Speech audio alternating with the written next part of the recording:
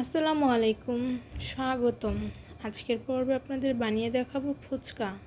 ফুচকা পছন্দ করে না এমন মানুষ খুবই কমই পাওয়া যায়।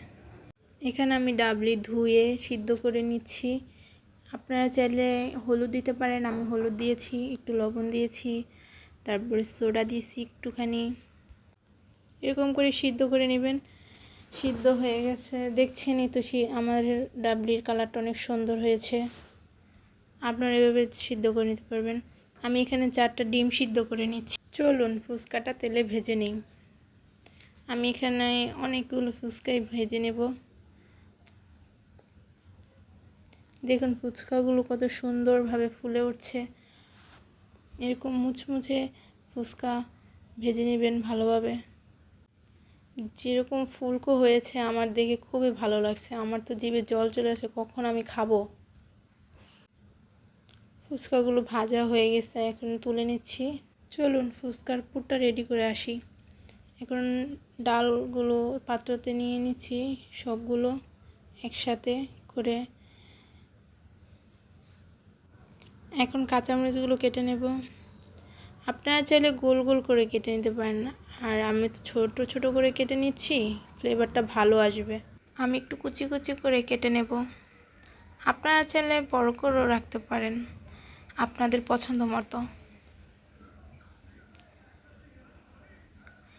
ডালের উপরে মরিচগুলো সাজিয়ে নেব, দিয়ে দেব সুন্দর করে। এখন দিয়ে দেব পেঁয়াজ কুচি, ফ্লেভারটা ভালো আসবে।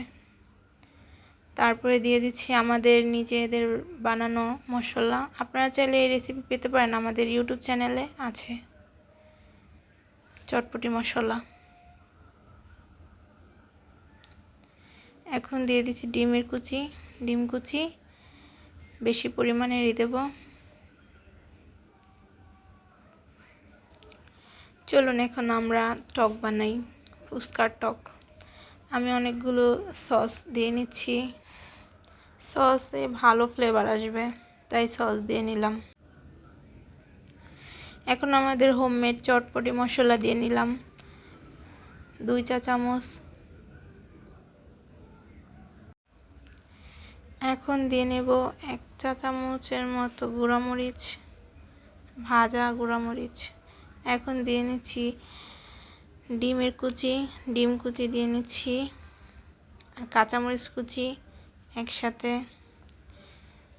চিনি স্বাদ মতো, আপনারা চাইলে কম বেশিও দিতে পারেন পরিমাণ মতো। আমার পরিমাণ মতো আমি দিয়ে নিয়েছি। এখন দিয়ে নিচ্ছি আগের ভিজানো তেঁতুলের টক পানিটা দিয়ে নিচ্ছি।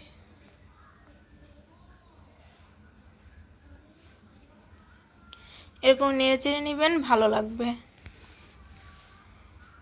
ভালোভাবে বানিয়ে নেবেন।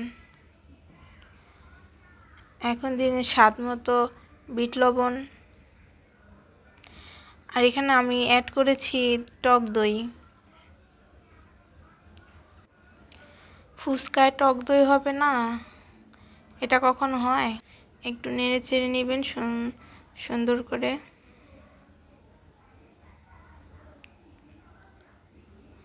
দেখতে কত লোভনীয় লাগছে, আমার তো জিভে জল চলে আসছে।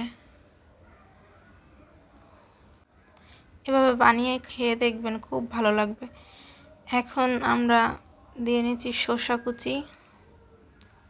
ফুচকাতে শসা কুচি থাকবে না এটা কখনো হয়? এটাতে ফ্লেভার ভালো অ্যাড করে। চলুন এখন আমরা ফুচকাতে পুরটা দিয়ে নিই। আমরা ফুচকা রেডি করছি। ফুচকা ভালো করে ভেঙে পুরটা দিয়ে নেব বেশি করে।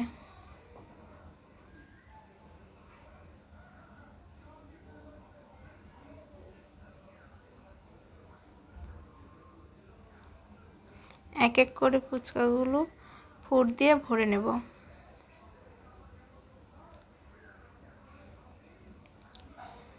রেডি হয়ে গেল আমাদের ফুচকা। এভাবে একবার ট্রাই করে খেয়ে দেখবেন, খুব ভালো লাগবে।